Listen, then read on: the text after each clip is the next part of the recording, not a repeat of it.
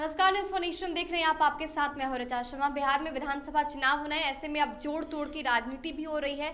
इसी बीच कमोवेश सभी पार्टियों ने पूरी प्लानिंग कर ली है कि इस बार कौन सा मुद्दा होगा जिस पर वो चुनाव लड़ेंगे, कैसे जनता से अपील करेंगे, इसके साथ राजनीतिक मैदान में और चुनावी मैदान में कैसे धाक जमाएंगे। लेकिन इसी बीच महागठबंधन की बात की जाए तो कई दिनों से जितन राम मांझी, जो कि हम के सुप्रीमो हैं, वो नाराज चल रहे हैं। लगातार कोऑर्डिनेशन कमेटी बनाने की मांग कर रहे हैं। ये कह रहे हैं कि कोऑर्डिनेशन कमेटी जल्द से जल्द गठित किया जाए और सीएम पद का उम्मीदवार कौन होगा इस पर मुहर लगाई जाए। इसके साथ वो कई दिनों से अल्टीमेटम भी दे रहे हैं, अल्टीमेटम पर अल्टीमेटम दे रहे हैं, लेकिन तेजस्वी यादव की तरफ से, राजद की तरफ से उन्हें इग्नोर किया जाता है। जहां एक तरफ तेजस्वी यादव की तरफ से मांझी को तवज्जो नहीं दी जाती है, दूसरी तरफ कांग्रेस नेताओं के साथ तेजस्वी यादव डिनर कर रहे हैं। जी हां, दरअसल देर रात कल कांग्रेस नेताओं के साथ तेजस्वी यादव ने डिनर किया। इस पर चुनावी चर्चा भी हुई, ये भी बातचीत हुई है कि आगे की रणनीति क्या कुछ होगी। तो देर रात तक कांग्रेस और राजद के नेताओं ने राबड़ी आवास पर हुई डिनर में चुनावी रणनीति को लेकर भी चर्चा की। बुधवार की देर शाम कांग्रेस के बिहार प्रभारी शक्ति सिंह गोहिल तेजस्वी यादव द्वारा भोजन के निमंत्रण पर कांग्रेसी नेताओं के साथ 10 सर्कुलर रोड स्थित राबड़ी आवास पर पहुंचे। इस मौके पर शक्ति सिंह गोहिल के साथ कांग्रेस के बिहार अध्यक्ष doctor Madan Mohan Jha, CLP leader Sadanand Singh और राज्यसभा सांसद अखिलेश सिंह भी थे।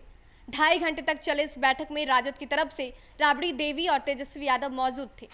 रात 10:30 बजे तक कांग्रेस के नेता राजद नेताओं के साथ भोजन पर बैठक करते रहे।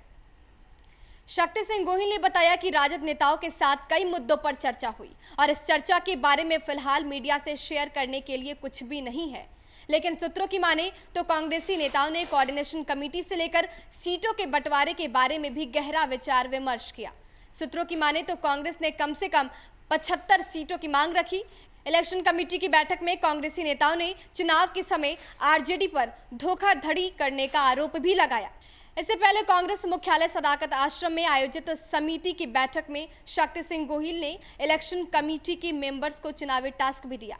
कांग्रेस प्रभारी ने सभी सदस्यों को 20 जुलाई तक मजबूत सीटों और कैंडिडेट की जानकारी उपलब्ध कराने को कहा है। इलेक्शन कमेटी की सदस्य को एक ही जिले का प्रभार सौंपा गया है। यह सदस्य हर एक जिले में पार्टी की स्थिति और 3-3 नामों का आकलन कर बिहार प्रदेश प्रभारी को जानकारी देंगे। 20 जुलाई को एक बार फिर से बिहार प्रदेश इलेक्शन कमेटी की बैठक बुलाई गई। हालांकि कांग्रेस इलेक्शन कमेटी की बैठक में कुतुब कादरी नहीं पहुंचे।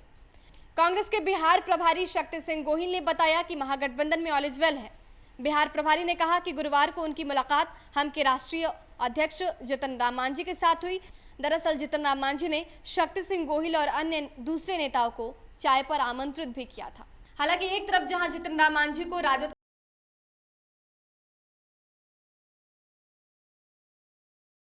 चुनावी रणनीति को लेकर कांग्रेस और राजद एक दूसरे से बातचीत भी की, इसके साथ ही आगे सीटों का बंटवारे को लेकर भी बातचीत हुई है। इसके साथ कांग्रेस ने कहा है कि 75 सीटों पर चुनाव लड़ेगी। इसके साथ शक्ति सिंह गोहिल ने यह भी विश्वास और भरोसा जताया है कि जीत भी पक्की है। लेकिन इस पूरे फ्रेम से जितन राम मांझी आउट नजर आए। लेकिन जब शक्ति सिंह गोहिल से इस बाबत पूछा गया तब उन्होंने कहा है कि महागठबंधन में सब कुछ ऑल इज वेल है। देखना दिलचस्प होगा कि मांझी इसके बाद क्या फैसला लेते हैं, क्योंकि अब कांग्रेस और राजद एक साथ आते हुए नजर आ रही है। ऐसे में कहीं ना कहीं मांझी की मुश्किलें भी बढ़ सकती हैं। देश और दुनिया के तमाम अपडेट्स के लिए हमारे साथ बने रहिए और देखते रहिए न्यूज़ फॉर नेशन। नमस्कार।